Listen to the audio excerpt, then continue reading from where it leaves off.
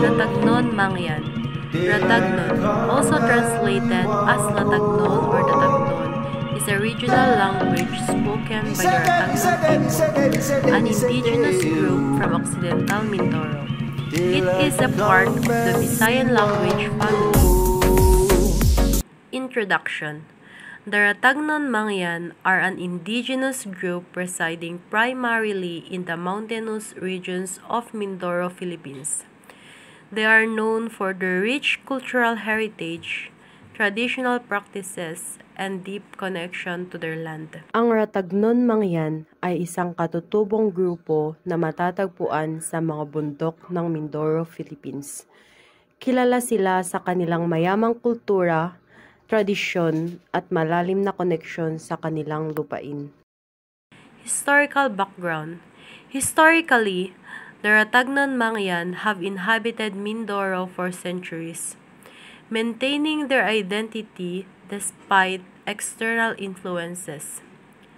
Their name Mangyan reflects their broader ethnic group, while Ratagnon signifies their specific community and language.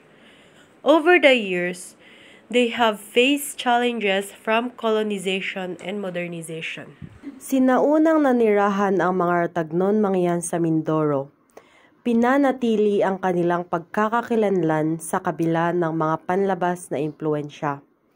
Ang pangalang Mangyan ay tumutukoy sa mas malawak na etnikong grupo, habang ang Ratagnon naman ay tumutukoy sa kanilang partikular na komunidad at wika. Culture and traditions. The Ratagnon Mangyan culture is characterized by unique rituals, music, and crafts. They practice animism, honoring spirits through rituals, and their oral traditions include storytelling and songs that convey their history and beliefs. Traditional clothing, woven from natural fibers, showcases their craftsmanship. Ang kultura ng Ratagnon Mangyan ay may natatanging mga ritual, musika at sining. Sila ay sumusunod sa animismo at nagbibigay galang sa mga espiritu. Ang kanilang mga kwento at kanta ay naglalarawan ng kanilang kasaysayan at paniniwala. Social structure. The social structure of the Ratagnon Mangyan is communal. With an emphasis on kinship and cooperation, leadership is often based on respect and experience, with elders playing a crucial role in decision-making. The community values collective well-being over individualism. Ang kanilang lipunan ay nakabatay sa komunidad, kung saan mahalaga ang pagkakaisa at pakikipagtulungan. Ang mga nakatatanda ang may pangunahing papel sa pagpapasya at mas pinapahalagahan ang kabutihan ng lahat kaysa sa individual na interes.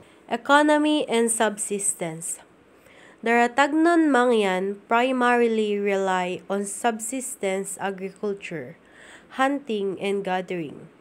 They cultivate rice, root crops, and vegetables, using sustainable practices to maintain ecological balance. Bartering and trading with neighboring communities supplement their economy. Sinaunang nagtanim ang mga Ratagnon Mangyan ng mga bigas, ugat na pananim at gulay. Gumagamit sila ng mga napapanatiling pamamaraan upang mapanatili ang balanse ng ekolohiya at nakikipagpalitan ng produkto sa mga kalapit na komunidad. Challenges and issues. The Ratagnon Mangyan face numerous challenges, including land encroachment, loss of traditional livelihoods, and cultural assimilation. Environmental issues such as deforestation and climate change threaten their way of life and resources. Maraming hamon ang kinakaharap ng mga Ratagnon Mangyan.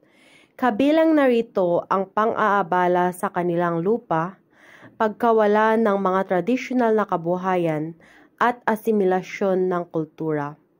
Ang mga issue sa kapaligiran tulad ng deforestation at pagbabago ng klima ay nagbabanta sa kanilang buhay. Current initiatives and development. Various NGOs and government programs are working with the Ratagnon Mangyan to promote sustainable development, preserve their cultural heritage, and enhance their rights. Initiatives focus on education, healthcare access, and economic empowerment through skill development. May mga NGO at programa ng gobyerno na tumutulong sa Ratagnon Mangyan para sa napapanatiling pag-unlad at pangangalaga ng kanilang kultura, kung saan nakatuon ang mga ito sa edukasyon, kalusugan at pagpapalakas ng kanilang ekonomiya. Perspectives and voices. The voices of the Ratagnon Mangyan highlight their desire to protect their land and culture. Community leaders emphasize the importance of cultural education for younger generations and advocate for their rights in discussions with external authorities. Ang boses ng mga Ratagnon Mangyan ay nagsasabi ng kanilang pagnanais na protektahan ang kanilang lupa at kultura. Binibigyang diin ng mga leader ng komunidad ang kahalagahan ng edukasyong pangkultura para sa mga susunod na henerasyon at ang kanilang mga karapatan.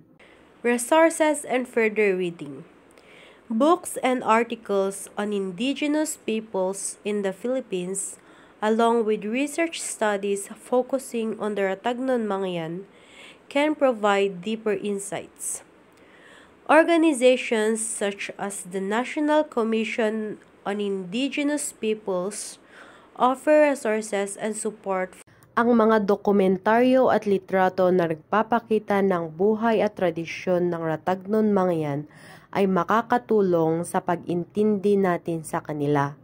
Ang sining visual ay madalas na naglalarawan ng kanilang mga tanawin, ritual at sining, na pinapakita ang kanilang natatanging pagkakakilanlan. Visuals and media. Documentaries and photography that showcase the lives and traditions of the Ratagnon Mangyan can enhance understanding.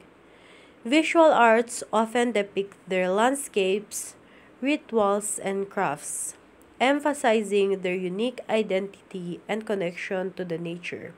Ang Ratagnon Mangyan ay isang matatag na komunidad na mamamayan sa kultura at tradisyon. Ang kanilang mga patuloy na pakikibaka para sa pagkilala at mga karapatan ay nagpapakita ng kahalagahan ng pagsuporta sa mga katutubong boses sa harap ng mga modernong hamon. Ang mga pagsisikap na palakasin ang kanilang komunidad ay mahalaga para sa pangangalaga ng kanilang pamana at pagsulong ng napapanatiling pag-unlad.